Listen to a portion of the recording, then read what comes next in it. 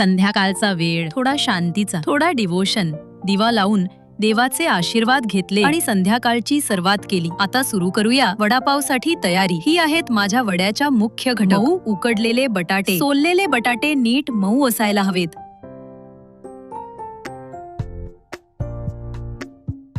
त्यांना छोटे छोटे तुकडे करून मॅश करायला तयार करूया. थोडा तेल गरम करून जिरे मोहरीची फोडणी देऊन बटाट्याची भाजी बनवूया.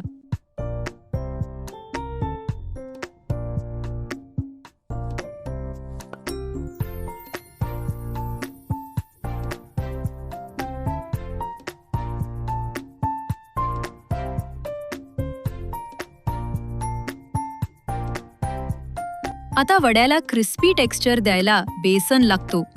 हेच वडापावच्या बाहेरची खमंग लेयर बनवते.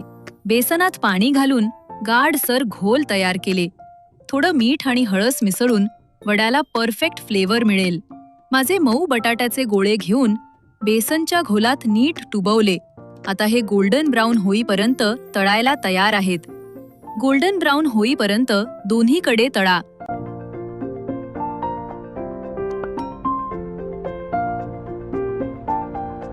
घरच्या घरी क्रिस्पी वडे तयार आहेत. आणि बघा मंडळी, घरच्या घरी बनवलेला स्वादिष्ट वडापाव तयार आहे.